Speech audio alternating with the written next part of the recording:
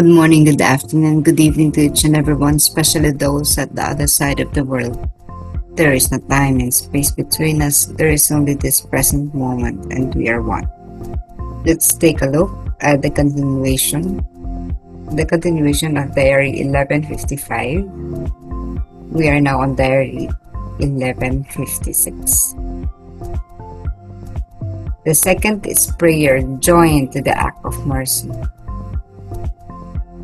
In particular, they will defend the souls of children against the spirit of evil. Prayer, merciful deeds are all that will be required of these souls. And even the poorest persons can be admitted to their number. And in this egoistic world, they will try to rouse up love, the mercy of Jesus. Ang pangalawa ay ang panalangin kaakibat ng gawa ng awa. Sa partikular, ipagtatanggol nila ang mga kaluluwa ng mga bata laban sa espiritu ng kasamaan. Ang panalangin at mga maawaing gawa ay ang tanging hihingin sa mga kaluluwang ito.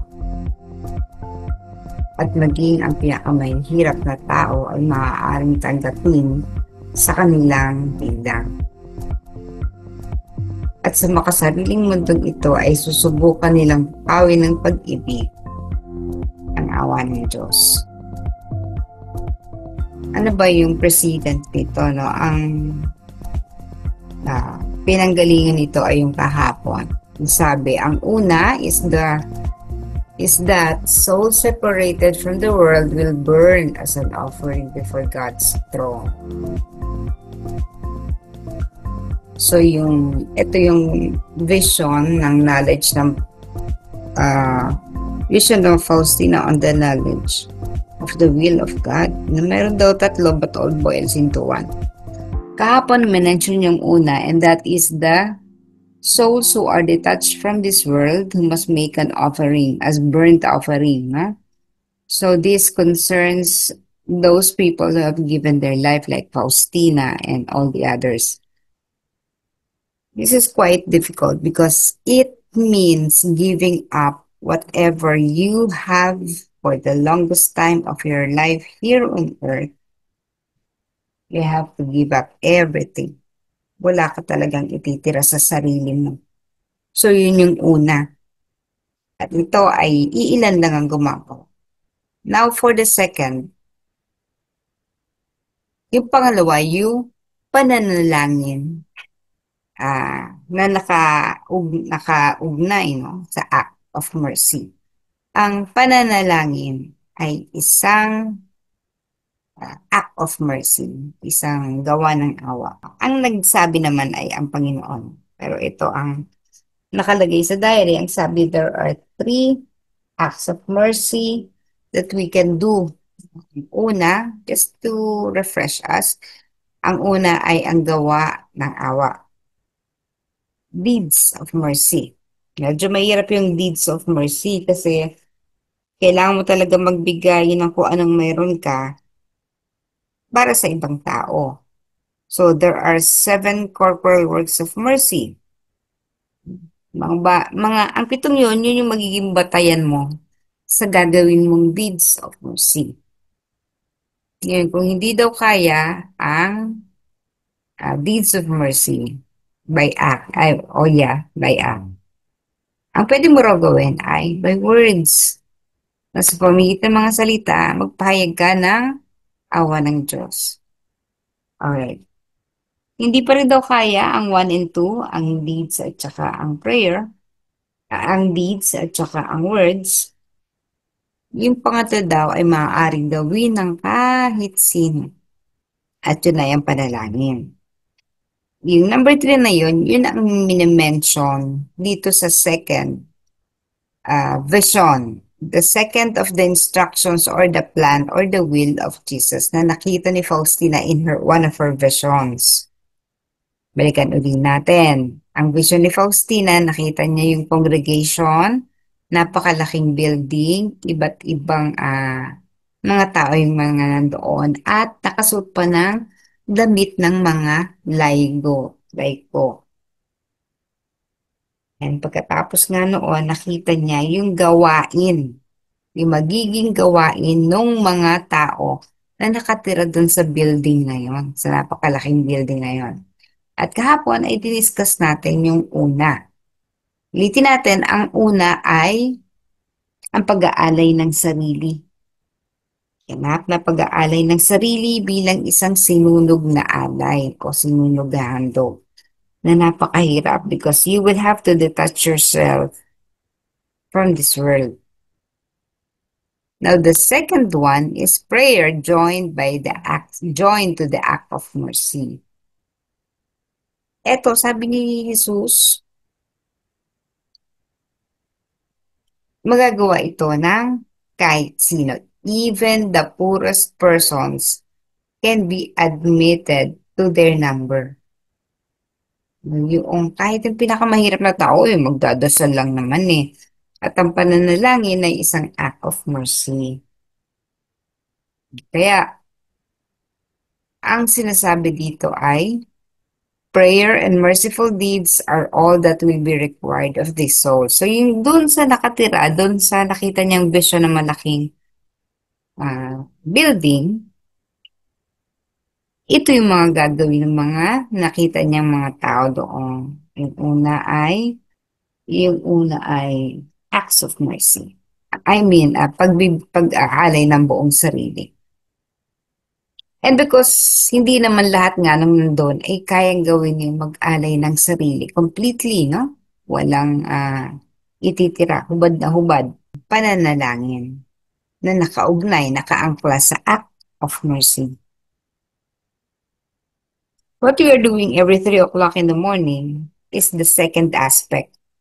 Pangalawang aspeto ng ah, magiging buhay ng mga nakita niya nakatira doon sa building na yun malaki. When we pray every day, dapat lagi may intention. And the intention, kapag hindi ka talaga makasarili, nananalangin ka, sinisimba ka, hindi lang because of your own soul, but because you also would like to save souls, sa prayer natin, lagi dapat may intention. Kasi, napakamakapangyarihan ng pananalangin. Hindi lang natin nakikita, pero it works and it is working. When you pray the Divine Mercy Chaplet amid storms, syempre yung intention na iniaalay mo, yung pagkalma ng langit, you will see that tumitigil ang malalakas na hangin at pag-ulan. That is the power of prayer. Now, if many will pray, there is a synergistic effect. Yung mas maraming nagdadasal ng sabay-sabay all at the same time, no? Magkakasama. Mas powerful yun po kaysa sa ikaw mag-isa nagdasal ka sa inyong bahay.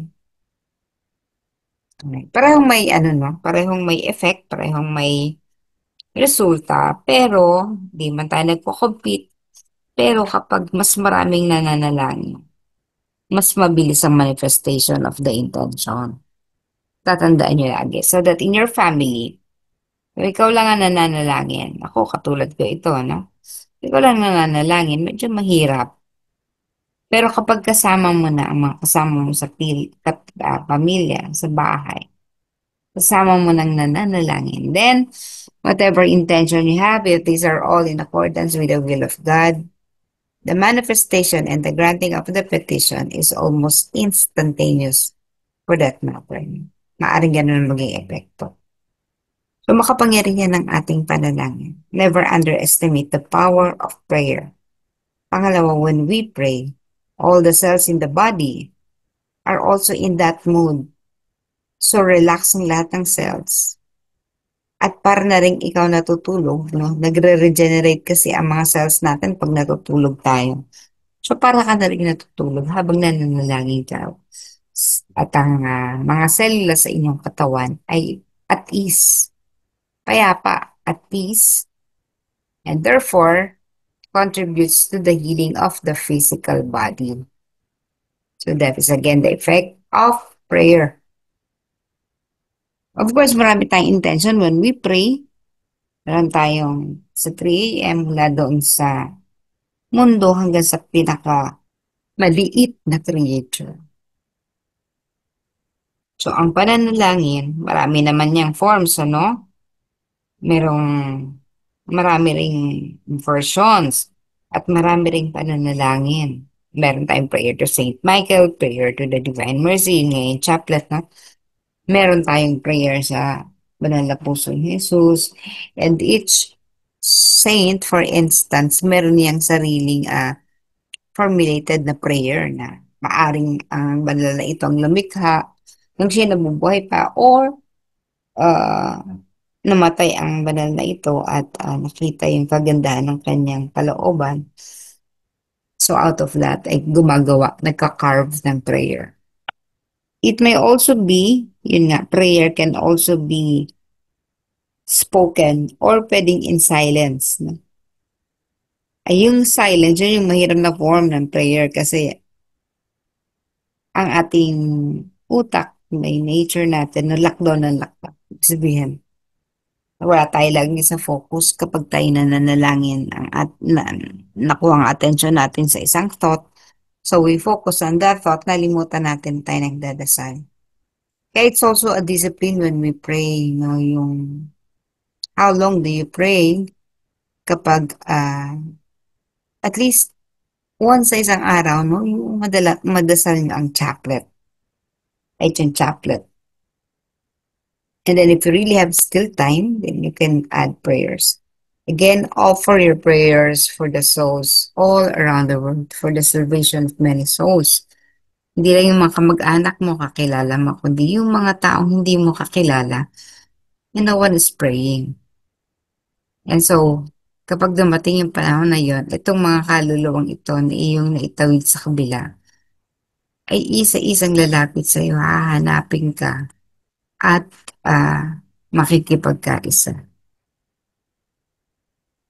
All right, so that's the power of this, the second aspect of those who are living in that big building.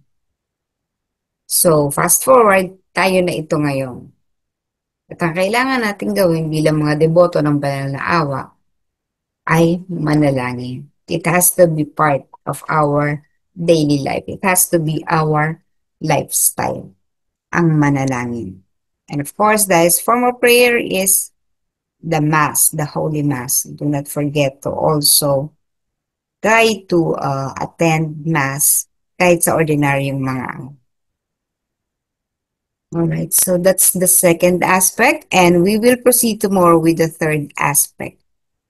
And for the second aspect, even the poorest, sinabi ni Faustina, even the poorest person on earth can do this. Yung number one, hindi tayo lahat. Hindi sinabi kahapon. Not all of us can do that, to offer entirely everything for this salvation of souls. But this one, the second one, can be done, can be performed by ordinary person or by the poorest person. Let prayer be our daily life.